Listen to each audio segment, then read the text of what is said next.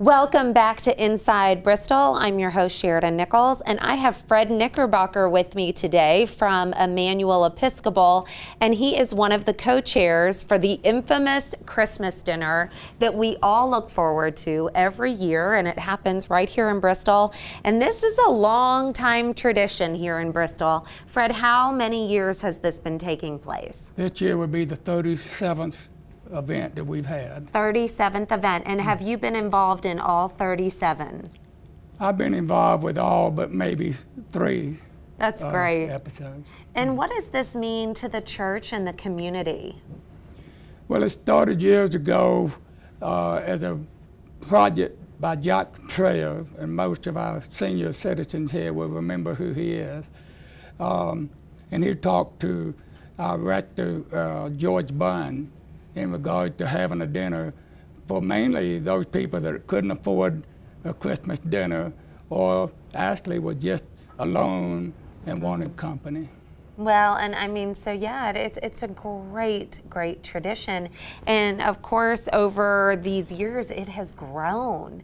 And most of us know about it, but if you don't and you're just learning for the first time, it does take place on Christmas Day. Yes. And it starts at what? 4 o'clock, and it usually goes to 6 o'clock. And do you need to make? No reservations. Okay. Just show up. And typically, how many people turn up for this Christmas dinner? we've had anywhere from 350 to 500 in the past. Is that just makes my jaw drop every year. You know, I always think that is just amazing. And how do you even feed that many people? Well, it's well organized, as you might imagine, doing this for many years. Takes a lot of volunteers. Most of them come from our church, but there are people outside the church that have volunteered in the past. And many of the church family members will come in and help participate. But part of our job, my job and the other co-chairman, is to coordinate and make sure all goes and flows well. You've got a really big job. Well, it's not as big as you think, but it is a big job. It is a big job. Will you be cooking? I won't be cooking, but we do have a kitchen staff that more or less have been the same people over all the years, so they pretty much know how to handle the kitchen. Wow, and what's on the menu on Christmas Day?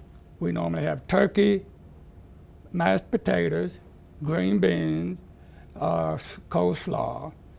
Also, there'll be some desserts, and a lot of these desserts are provided by the members of the parish. Oh, that's great. So this is definitely a busy time of year, but it's probably a really rewarding experience. Oh yes, and you know, it's a time for giving, and we're giving our time, hopefully, to the community. And it's not just, you know, even for people that travel in through Bristol during the Christmas holidays, they're invited to come. In the past, we've even had the basketball team that come for the RB Classic would come in, and the ones that come mainly from out of the country or a long ways away where they have to get here early, they will come in and be invited and eat with us too. That's great. And where is Emmanuel Episcopal if you've not been and you need to know? It's on Cumberland Street, which is basically downtown Bristol on the Virginia side. And it's an old church. It has a red door that people sort of think of the Episcopal Church as having. But it's across from where the old Virginia post office used to be. Well, we are so looking forward to it. I know it is always something that a lot of people in the community obviously know and love.